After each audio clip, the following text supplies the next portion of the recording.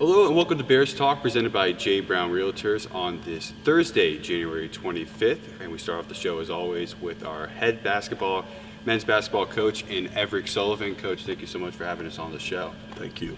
And when you look at this last two games, it has been a rough stretch for your team. You've lost 2 on the road and 6 of your last 7. What's it going to take for this team to really turn it around? I think just point blank, we got to play better. The challenges out there. We have guys on an individual level and a collective level come in and be a lot more productive and just collective in terms of what we got to do to get games completed, finish games. We've sometimes had great first halves in both of our last 2 games. I don't think our first halves were awful. Our last one, we got off to a great start, but we got back in it. It's our second half is just really causing us a lot of problems. So we gotta somehow fix that up, and everybody's got to take ownership, starting with myself and our coaching staff, and it's got to trickle down. Big performance yesterday from Jalen Miller. He had 17 points, 17 of his 23 on the season. Seeing the guard come off the bench, how much of a spark did that provide your team? Yeah, we need some bright sparks. We need some positive stuff from guys, and Jalen gave us a performance where we looked like we could get some production from some guys off the bench. Been very inconsistent throughout our starting lineup, trying to get a number of guys play well on the same night. That's been an issue offensively, scoring the ball, shooting the ball consistently. So it's good to see Jalen make some shots. I think he played very hard on the defensive end. I think he'll be a bright spark as we move on. A big plus in yesterday's game against Anderson was you won the turnover battle. You won 15-12. You also had more points off of turnovers as well. In a game like that, you can have that positive moving forward. Is that going to be something that you focus on ahead of Tusculum? Yeah, typically my teams don't turn the ball over. That's not what we do. We might have made some adjustments in terms of allowing them to play a little bit more freely, and I'm not sure we're ready for that because it takes a lot in terms of your shot selection and your decision making, and I don't think we took great shots throughout that game. It was just a lot of poor decisions, so we may have to take a close look at that, but for the most part all season, we're right around 10 to 12 turnovers a game, which when you're not scoring is very valuable. You don't want to give the other team extra opportunities. And as you probably can see, we're a little bit undermanned in terms of our interior. We just don't have a lot of size, and the bigs that we do have, it's hard to put them on the floor at the same time. But we played some zone, and I thought the zone got us back in the game. We gave up some buckets, but that's something that we're looking at a little bit more because we got to play a little bit bigger at times. So hopefully that's something that we can try to trend to in terms of help us on the defensive end. It feels like for all of January, you guys have been on the road, traveling great distances to take on teams in the SAC. You have a home game coming against Tusculum, but also a bright spot on that schedule is 7 of your last 10 games are right here in Stupert Arena. Just how much does that mean that you can come back home and finish that home stretch of the season in front of your home fans? I've been doing it for a long time, and the mentality, of student athletes, players, it's a lot to do with confidence. You need some good things to happen. You need to put yourself in a comfort, and sometimes that's what home court does for you. Gives you a little bit more confidence when you're here, you sleep in your bed, you get your home, your fans, your parents can come. So typically that is something that it moves you in terms of playing better and having a better performance. So we are definitely looking forward to getting back home and finishing the stretch. I think we're right in maybe 8th place, but we're 2 games out of being in 5th place. Like we're not, and we played awful. We have not played well, but on the bright side, there's a lot left in terms of the season, and with our league, because it's so competitive, on any given night, anybody can beat anybody. So I just, love to try to stay healthy. If we got all the pieces, get them to where they're able to perform and get on the floor, and then we just got to keep working. You stay the course, keep working, and I truly believe success will come. And you mentioned last week as well, you were saying one game at a time mentality. 2 rough ones behind you now. You can look ahead and say in this Tusculum Pioneer side, being back at home against this Tusculum side, looking for this win, what are your just thoughts going into Saturday's game against the Pioneers? Well, every coach who's been doing it long enough, there's probably a game on the schedule where you take the stat sheet in the film and you go burn it. So that's what we're going to do. We got to be positive, and we got to continue to just forge, put our heads down and keep pushing. But as long as we're competing, and I think our guys, and my teams, they don't quit. As long as they continue to compete and play hard and stay together, that's the only way you have a chance. If you don't do that, you have no chance. So that right there is where the start is. Then it's the X and O's. Then you can get to the schemes and, how do you get guys' confidence within the shots they're taking and the decisions they're making. How do you want to start the game? How do we finish the games? Those are the next things. So as long as they're together, they continue to play hard, and they continue to believe in each other, trust each other, you always have a shot. Looking forward to you guys being back at home. Lenoir-Rhyne taking on Tusculum, 4 p.m. right here in Schubert Arena. You can tune on the Bear Sports Network, presented by NBA Roofing, or listen on WHKY. Coach, thank you so much for your time taking to join us today. Thank you for having me. Welcome back to Bears Talk, presented by J. Brown Realtor. We are now joined alongside by our next guest, the head women's basketball coach, Grahm Smith. Coach, thank you so much for joining us today. We look back on Saturday. We'll start chronologically here with this week.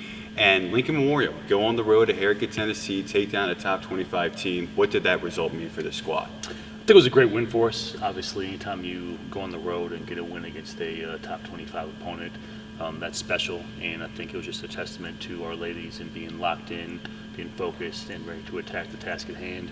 They did a great job. Obviously, it's a long road trip out there. Anytime you play on the road, it's a challenge, but they did a great job from start to finish. Came out strong and, went on a great run. They came back, fell back a little bit, and it was kind of close and contested, but we just did a great job hanging on to the lead and playing great defense, and it was a great win for us for sure. The three-point shooting for both sides was pretty slow in that game, but Tilda Lindstrom had a big performance, knocking down all 4 of her attempts.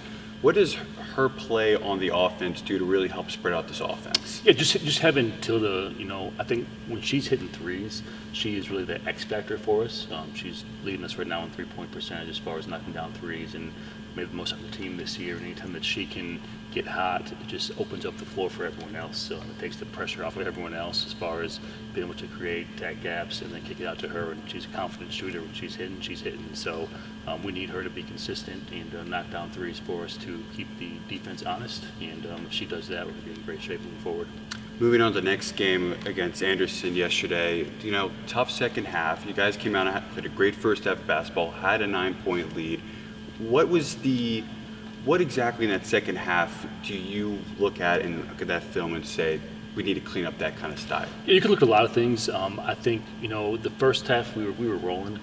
Even to start the second half, the early third quarter, we were able to get some stops and get out in transition and got a lot of easy looks. And so for us, the key is balance offensively, right? We need to be able to slow it down at times and execute, and then also we need to be able to push and play at a fast pace and get out in transition. And so when we're balanced out, we're doing that kind of evenly, we're a really good basketball team. Second half yesterday, the game got a little chippy, a little more physical, and so physicality played a factor in that. And we weren't able to get stops on defense and turn that into transition opportunities. We fouled too much, so we lacked discipline on defense, too many fouls, and then just couldn't get stops we needed to. And obviously the offensive rebounding from them really hurt us as well. So we got to be more disciplined defensively and finish plays with the rebound, and so we can actually get out and run in transition and get some more easy looks. Yeah, I was looking through the box score yesterday. 16 free throws in that third quarter. Obviously, that's something that you're going to stay with this team moving forward. And your team does play with a little chippy. It's good style basketball at times as well to play with that extra sense of aggressiveness. But how do you make sure that in that situation you say, all right, we don't get too aggressive and we play more of a cleaner style of aggressiveness? Yeah, we just got to overcome the adversity, right? Obviously, anytime you're on the road, you're in a different environment. You have the opponent's crowd, obviously, and just the challenges that come with all that, right? And so for us, it's not getting caught up in any of that. It's staying focused on what we do, being a disciplined defensive team, playing with our principles, not fouling, not getting caught up in that physicality, and just being more disciplined and playing the right defense. And obviously, like I said, taking care of finishing the play with the rebound. That's one thing we still have got to do a better job at. is limiting teams to second chance opportunities. But if you send a team to the free throw line, 16 times in one quarter, and they shoot 27 through the game and make 20 of those, that's the difference in the game. We shot 12 free throws, made 8. They shot 27 and made 20, and so it's just being more disciplined on defense and doing things the right way. In the last 3 road games, Blakely Crooks has played phenomenal away from Schufford Arena, scoring 20-plus points in all of her games. We talked so much about her, and especially last week as well, but why does she play so confidently away from Hickory, North Carolina? Nothing against Hickory, just why is she so good at opposing venues? I think right now she's just in a really good rhythm. She's locked in, she's flowing. Like I said last time we talked, like as a staff, we have the ultimate confidence in her. Her teammates have confidence in her. We know that if we get the ball to her, she's going to make great decisions and can put the ball in the hole at a very high rate, very efficiently. And so it's something that we want to continue to do. I think teams are trying to key on her, but even with that, she's still able to be effective, which is fantastic to watch. And so we're going to keep riding her out. Obviously, we need other players to step up and continue to do their job and do that the right way. But it's all about, getting the ball into the right players' hands, right? Mm-hmm. And if they're feeling it, if they're hot, riding them out and being able to play great basketball. Talk about this with Coach Sullivan. It just feels like you guys have been on the road so much throughout the month of January, and even into December as well. But 7 of your last 10 games are right here at Schufford Arena. And you guys have found success on the road. You've matched your win total on the road that you did last year as well. But how relieving or great it's going to be to really finish out the stretch of the regular season here at home. Yeah, I feel like we've been talking about our schedule since the beginning of the year, even before we started the season, right? As far as looking at the amount of road games that we had early on, it's like it feels like it's never going to end when we get back home. And so here we are, finally, kind of in the last 10 games of our season as far as regular season. 3 more on the road, 7 at home. I think that's going to be great for us as far as just that momentum, being able to kind of settle in, take a deep breath, relax, and play in the comforts of our own gym. Like I said, we practice here every day. We love playing here. Our home record over the last couple of years has been tremendous, and so obviously we do a great job here. We're looking forward to getting back here for 7 of the last 10 for sure. Yeah, as I'd say to think that both you and the men's team have not had a midweek conference home game yet so far this year. Looking ahead to Saturday now against the Tusculum side, this is a Pioneers team that on the record has not really had a great season so far, 1-9 in conference play. But how do you make sure to say, this is a time for us to get right, get back into the win column, and come out and put on a good show for the fans? Yeah, I think once again it's just staying focused on the task at hand, right? Talk about this every single day. It's one day at a time, one practice at a time, and one game at a time. And so we never want to look too far ahead as far as the next opponent after Saturday. It's focusing on Tusculum right now. They're a deep team. They play about 12 players, 10 minutes or more a game, so they're athletic, they're deep. They don't really have any one player that's really doing too much for them. They just kind of do it balanced across the board. And so for us, it's kind of refocusing. Obviously today, look at film, do some review, and then obviously prepare for Tusculum on Saturday and come out with more of a chip on our shoulder, come out hungry. I think, all good things come to an end at some point in time, right? And so having that 6-game win streak was great. Sometimes you lose a little bit of focus, and so time to kind of reassess the situation, lock back in, focus back in, and just clean things up, be more disciplined on defense, rebound better, and put the ball in the hole at an even higher rate than we've been doing it. Looking forward to see you guys back at home this upcoming Saturday. It'll be a 2 p.m. tip-off between Lenoir-Rhyne and Tusculum. You can watch on the Bear Sports Network, presented by MBA Roofing, or on WHKY. Coach, thank you so much for taking the time to join us today. Thanks for having me. Appreciate it. Hello and welcome back to Bears Talk, where we're joined by a very special guest here on our show. It is the head women's soccer coach in Joanna Fennema, and she is only here on campus for a few weeks at a time, but she is now the 10th women's soccer coach here in program history. Coach, thank you so much for having us on the show. I know it's been a wild few weeks for you, but what does this moment feel like for you to take this next step at Lenoir-Rhyne? Yeah, thank you for having me. I'm just truly so excited. It's an unbelievable history here, and being a part of LR, I'm just honestly so excited. What does this mean to you what went into this decision that you said, Lenoir-Rhyne is the next step in my coaching journey? Yeah, so for me, I grew up in Raleigh, North Carolina. It's about 2.5 hours from here. Went around, went to UNC, kind of made my way to Columbus, Georgia, and we actually Columbus State played LR the past 2 years in the NCAA tournament. And so from afar, I've been able to see the level of the program, and this past year, LR hosted Columbus State, so we were able to come up at CSU and just kind of was like, this place is really nice. Like I could kind of, Dean was doing an amazing job. So just say, this is cool. I like this place. And long story short, just that the job opened up, and I just felt like it just felt right. And being here with LR hosting, I guess less than 2 months ago, it just felt right at the time. For coaching, you've only been an assistant coach for 3 years at Columbus State. What was that decision like to say, all right, I'm ready to become the head coach to lead my own program? No, I think that's a great question, and I owe a lot to Columbus State and Jay, like the head coach there, who's been there for I think he'll be in his 21st year. And the girls there have just, he's let me do a lot.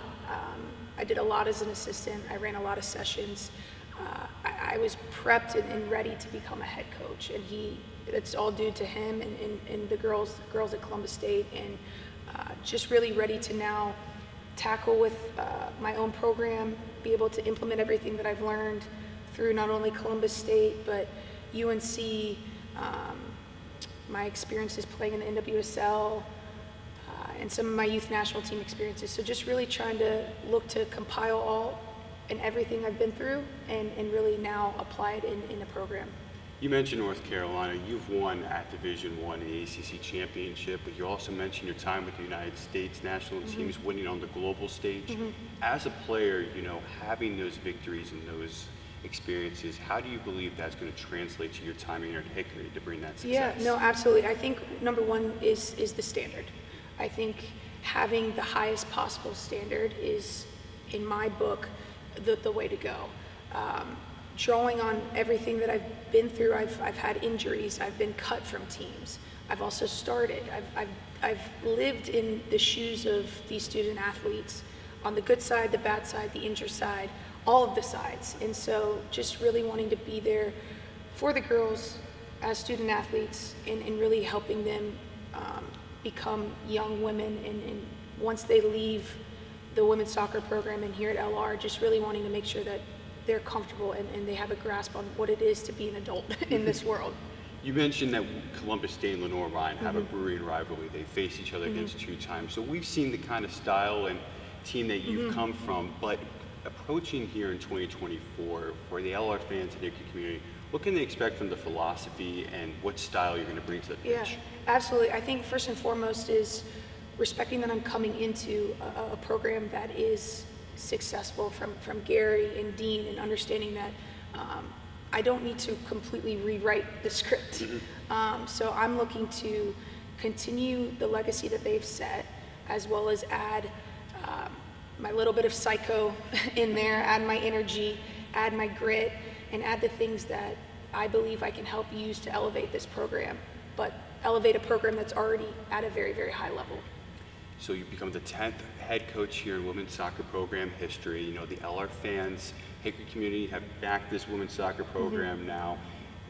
If there was one message you can relay to that community and to that fan base, what would that be? Yeah, I think get ready for energy, get ready for somebody who is insanely competitive and hoping to inject that into the girls. Somebody who loves the game, and for me, I think it's important to really dive into the community. So for me, I'm excited to get to know Hickory as the head women's soccer coach at LR, but also kind of inject myself in the community elsewhere, in local clubs and things of that nature, and just want to represent the women's program and LR to the best of my ability through energy and love of the game. And I'm just really excited. The world of intercollegiate athletics, there really is no off season. Yeah. Everything just keeps on going. So even though you've been here for a short time, what are your main priorities as we begin this off season pretty much and we go into the spring? Yeah, I think for me, and it's a quote that I really do try to live by, is people don't care how much you know until they know how much you care. So coming into the program, I'm really happy I'm able to get a spring prior to the fall, where I can really get to know the girls, create those relationships, instill the philosophies and the me into the program, and having that time. So for me, it's just it's creating the relationships, teaching, learning, competing, and setting that foundation for the fall. Coach, thank you so much for joining us Thank you. today. And welcome to Lenoir-Rhyne. Yes, We're so thank thrilled you. to have you here. Thanks for having me.